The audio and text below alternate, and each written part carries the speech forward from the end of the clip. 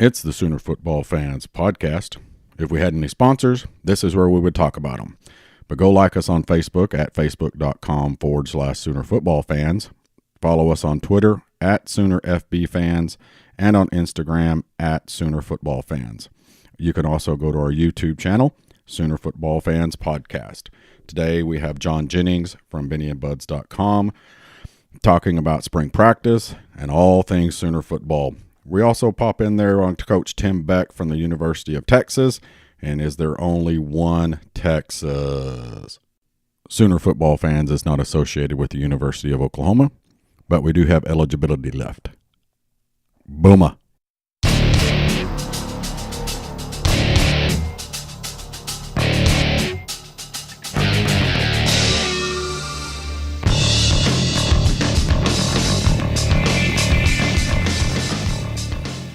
Hello, Sooner football fans. You've reached the Sooner Football Fans podcast.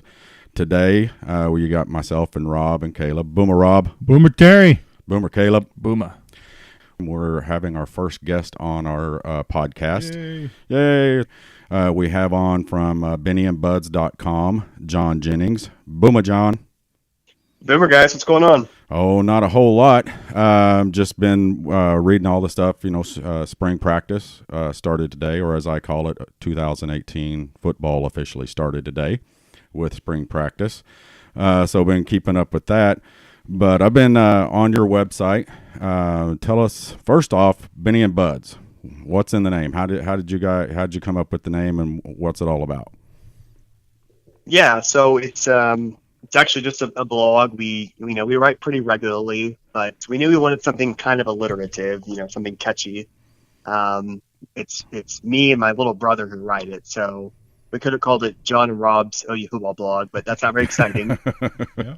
So we thought, well, let's go back into OU history book. Let's find some names of some kind of prominent Sooners, and so it's kind of a play on names, but it also could just be any two guys just talking about football, which is pretty much what we are. So that's what we are. It's what we do. Yeah.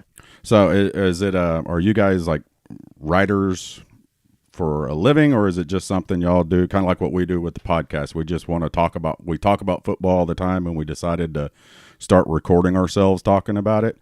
Is that kind of the same way? Or are you professionals writers, or did y'all just go, we're just going to write about what we love? Tell us what kind of league we're in here. Yeah, what kind of league are we in? We are likewise just like two total randos. We have no journalistic background whatsoever. Well, actually, guys, that's not true. I wrote for the Trojan Torch in high school many years ago.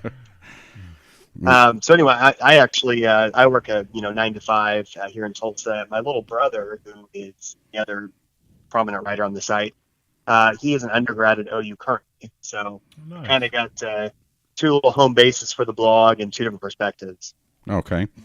Well, now with spring practice starting today, let's get into a little bit of practice stuff.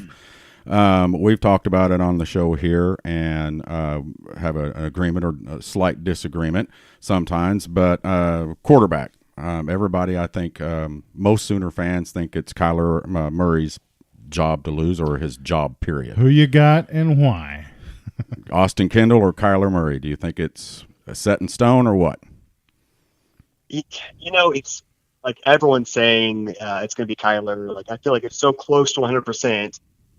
But we really haven't seen much of either of these guys in actual game time.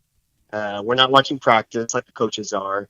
And I want to remind everyone that it was just a few years ago that Blake Bell was going to be the starting quarterback.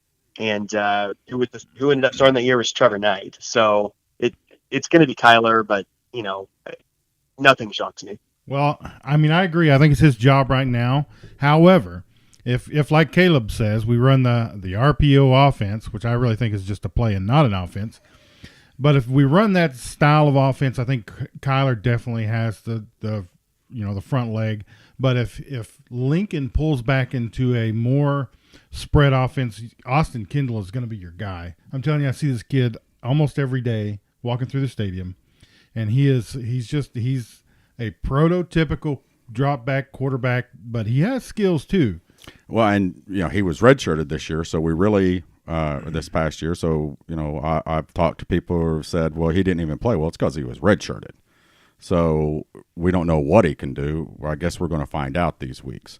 But I don't think I'm with Rob. I think if Lincoln goes into more of the spread, not an RPO type offense, we may see something a little bit different. I'll just say Austin Cano was also the Practice League squad's MVP this year, so he did show off when he was out there. I still think it's Murray, just from how he played last year when he was out there. Then plus him and Ronnie Aronson in the backfield is just a scary matchup. So that's just my personal opinion why it's going to happen.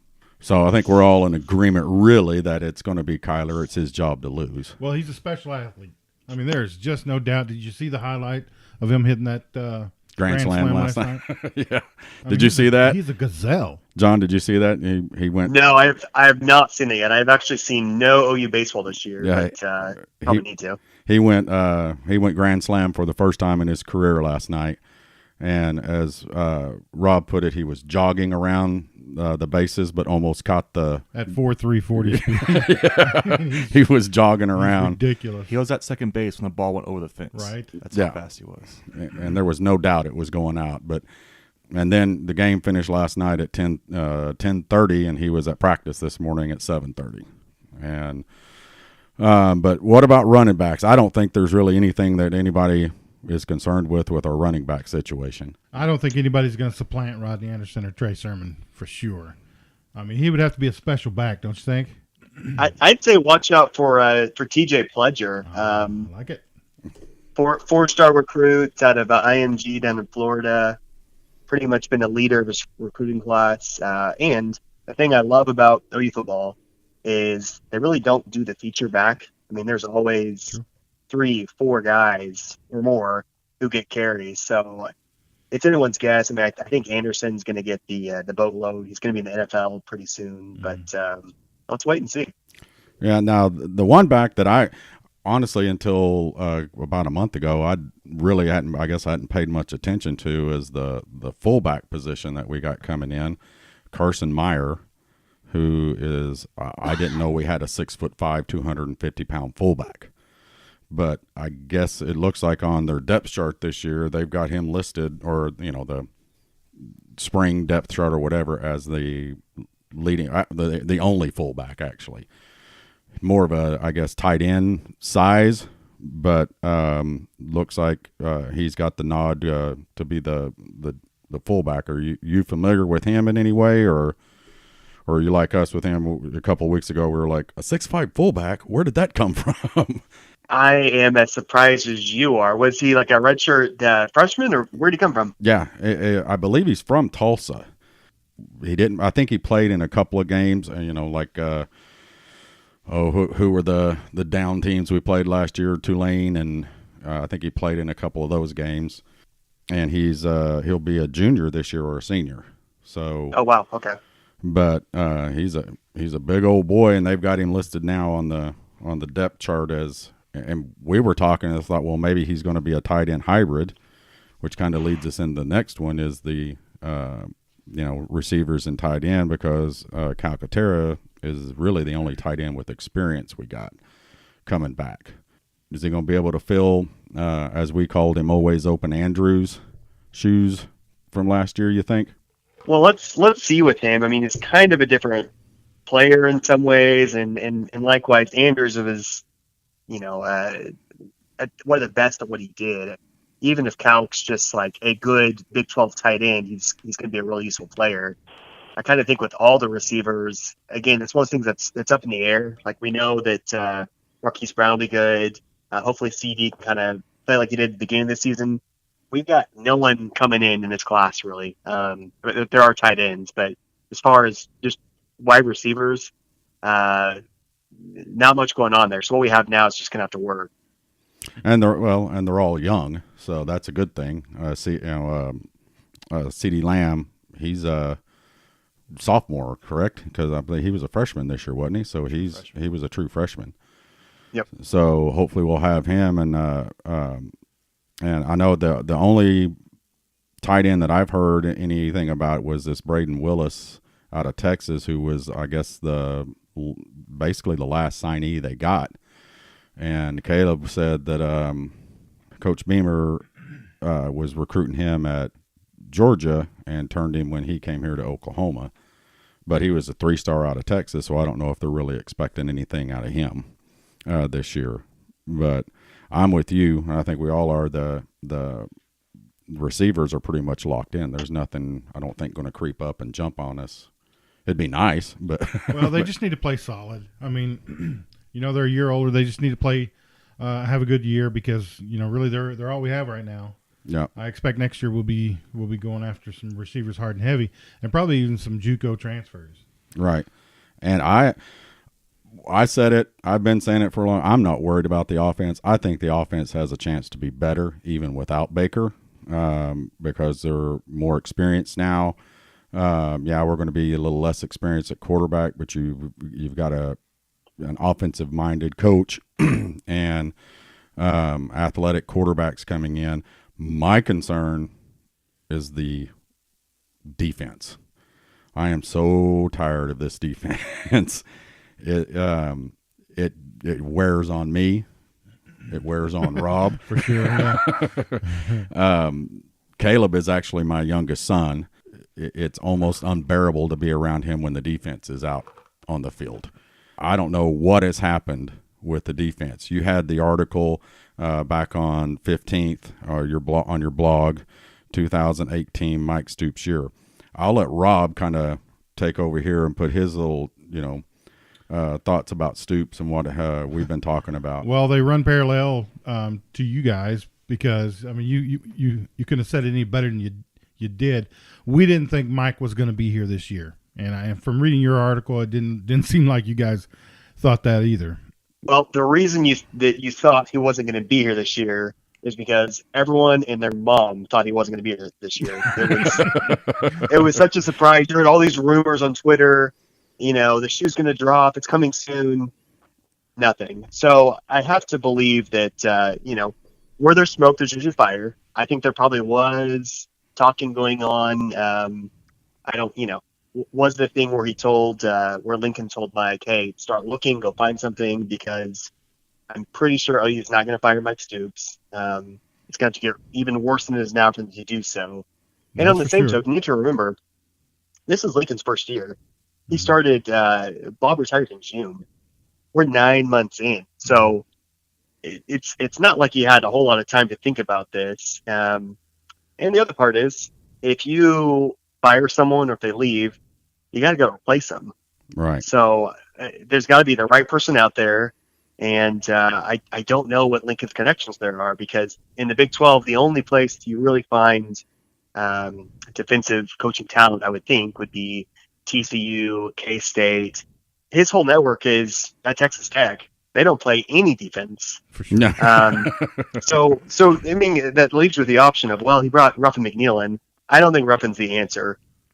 Everyone loves the guy. I think he's really helped recruiting, kind of mentoring Lincoln, but he didn't coach really outstanding defense at Tech or East Carolina. So it's right.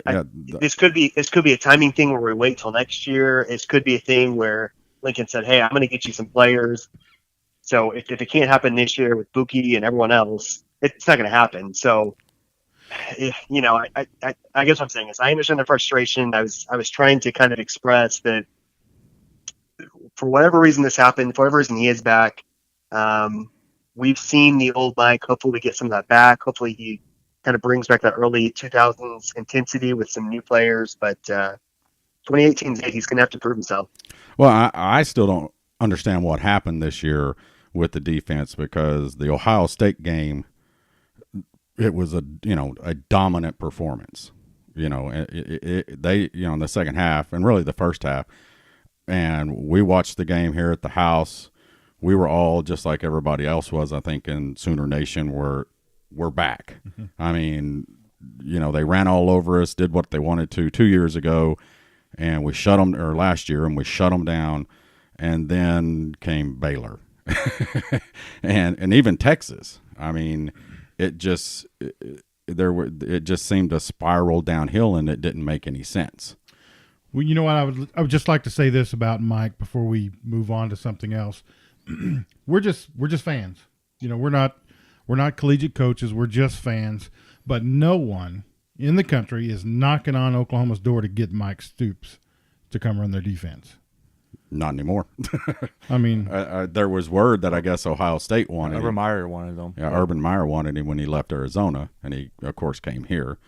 And then that's when Venables left and built the best defense in the country, which is Clemson, which is irritating to Sooner fans. My thing, too, though, with the Ohio State game, we played Ohio State, we're running the 4-man front. And then when we played the Big 12, we're doing 3-man front. I think that's the big difference in the defense. We're transitioning into a 4-man front defense, a 4-3 instead of a 3-4. I think that's what a big problem was last year was they're transitioning to the players, be different type of players. Well, I'm hoping. I mean, I know that they landed. We got Bookie. He's on campus. He was at practice today, playing safety. Yeah. Have you seen he's playing safety? Did you know that? Have you seen any of that stuff today at practice? I did hear that, and I have not made up my mind yet whether that's a good thing or a bad thing. To be determined. Yeah, I mean, he then one of the number one corners in the country, and we got him playing safety.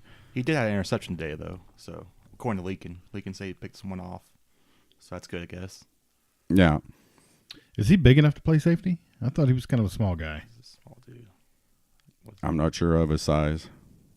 John, do you know? He is shorter. Yeah, I don't know, but he is a little bit shorter. Yeah.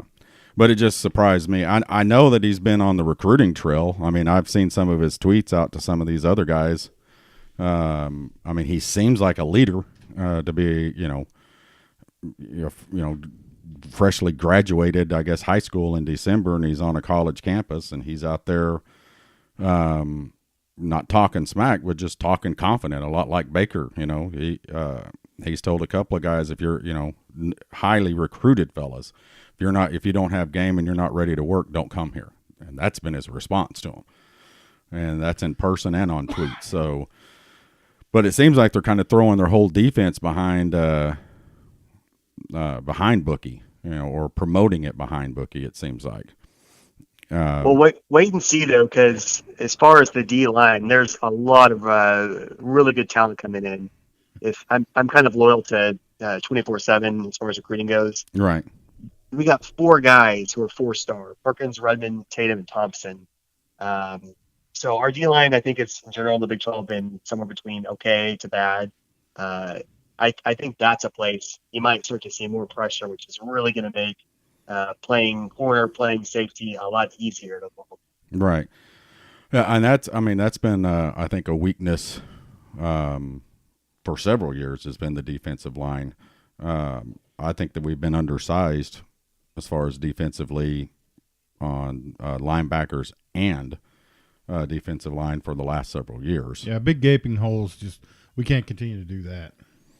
And then not bouncing off tackles when you got linebackers. Caleb brought up the Rose Bowl when Big Boy the Chubb run was terrible. Was horrible. There was he broke every tackle on our defense. Everyone, yeah. And I think I saw you. I guess you guys were at the Rose Bowl as well, weren't you? We were. Yeah, it was a fun game, but ugh. All the way up until the fourth quarter, it was. But well, let me tell you this about bowl games. I've been to the Rose Bowl. I've been to the Sugar Bowl. I've been to I'm forgetting one. I've been to the Fiesta Bowl. 0 for 3 for the Sooners. Stop going. Yeah, you're all done. That's your limit right there. Now, let me say this. That's true of a lot of OU fans. Yeah. I was at the 2000 Orange Bowl, so that was pretty spectacular, I got to tell you. Yeah, but that was the first bowl game that I had gone to, and I honestly thought I didn't think Georgia had much of a chance. I didn't think there was any way they could keep up with us. I thought, the Stoops brothers, both of them, it seems like when they got against an SEC offense, they shut them down. In the Sugar Bowl in 2017 against Auburn, they didn't do anything. And then, of course, what all Sooner fans want to go back to is the Sugar Bowl with Alabama. Shut them down. So I felt like that was the same thing that was going to happen, and it just spiraled rather well when the defense sputtered. The offense sputtered. The defense kind of spiraled there in the third quarter. But so is there anybody other than Bookie? And you brought up Ronnie Perkins. They are really high on Perkins. I know that. I've seen several deals online about his performance, his work ethic, his arm length, and things like that. Is there anybody else outside of those guys you're looking at? Well, I do think the whole D line as a unit is going to be better just with these additions. So on the weak side, you do have Ronnie Perkins, Jalen Redmond, forgetting someone, Michael Thompson, and right? there you go. And on the other side, you got Ron Tatum. So um, I think Jordan Kelly too. He's a kid out of Union. I saw him play against Jinx. I'm a Jinx guy, by the way. Oh, okay. And he just barreled over us. He's one of those kids you go watch and like I don't have a sophisticated football eye. Okay, I have to kind of watch a lot of film to really pick up on the nuance. But this one of those kids, you look at the field, he's just so much bigger and so much stronger. He just looked like a high schooler playing with middle schoolers. It's that kind of kid. So Jeez. he's only 3 stars, but he's playing tackle as is Thompson, and I think that's a place we're pretty worried about, and I think it might be okay. Okay. Now the other thing that hit Twitter this week as well. Everybody's getting ready for spring practice, and you did a blog about it. Was the offensive coordinator from Texas, Tim Beck, put out the tweet with the meme, "There's only one Texas football." And of course, he just got annihilated for a while. And I'm still trying to annihilate him. He keeps deleting my tweets. I poke at him. But do you think that was a mistake on his part? It looks to me like it was a university put together. The picture looks like it was an official Texas University poster thing that they put out. Or was it just him had somebody make something and didn't realize that there was only one Oklahoma? Well, I don't think he was on his desktop computer on his Adobe making it. And here's one of those things. Someone made this. It could have been someone in-house or not. I don't know. But I kind of think maybe they just didn't know. As far as Beck, I mean, he's been everywhere. He's not a Texas guy. So I don't doubt he's working coach, but it's not like he's been around this part of the world much recently, because he hasn't. And, he's just recruiting, and he used a graphic, and he chose the wrong slogan, I would say. Yeah, and I'm pretty sure he knows now. So, because he was, when it first hit, he was just getting beat up. Of course, obviously, I don't think he should, but as like some of the Texas A&M coaches were doing, were replying to tweets, because I don't know what it is. There must be something in the water this year down in Texas, because A&M's had a big fiasco with their recruiting, putting Florida State alums in the pros on posters and getting the getting those alums going, "Don't be advertising me down there." Something's wrong in Texas, which there's always been something wrong in Texas. Bunch of new coaches there, so they don't know what they're doing. They're not used to this type of atmosphere with Texas football, because it's a different machine down there, and in the Big 12 and everything like that with OU too. Maybe didn't realize the hatred between A&M and Texas and Oklahoma. But you would think they would know something. I mean, it's just funny that they decided to. That came out, and I just keep sitting back waiting on the next one to come out, the next faux pas that they put out. Well, and even more offensive part, besides that there's only one, as you said, great education. Okay, fair enough. UT is an excellent school academically. Great place to live. And, Austin is a very cool place, like lots of music and places to hang out, all that stuff. Pretty cool place. Yeah. But then you say great football, and that's what our blog post was about.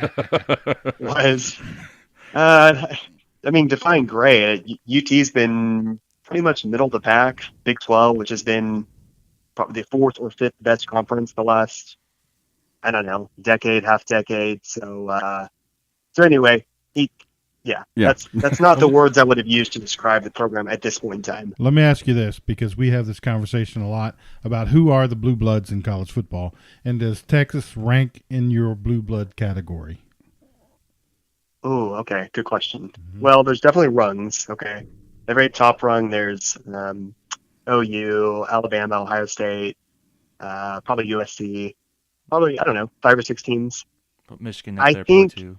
UT historically has been that next one down. Okay, they've got 4 national titles. I would agree with that. They did win a whole bunch of Southwest Conference titles, and I think they won 4 Big 12 titles. I think Mac had 3, and then that number might be wrong, but Yeah, it's 3 or 4. I think they're the next one down. I mean, I still think it's a really great place for football. Obviously, if you look at the recruiting classes, on the field there'll be a 500 team, and then they'll go pull in a top 5 recruiting class. So, for that reason, yeah, they're not at the top. They're still pretty close. Second richest team in the nation. Behind Ohio State's number 1, right? So Ohio State, Texas, and No, Oklahoma. it's Alabama, Texas, Oklahoma. I thought last year it came out was Ohio State, because Ohio State, Texas, and OU football were worth $1 billion last year. $1 billion each. Yeah. And we've got my oldest son was in the military, and one of his best friends that was over in Afghanistan stuff with him is a huge Alabama fan.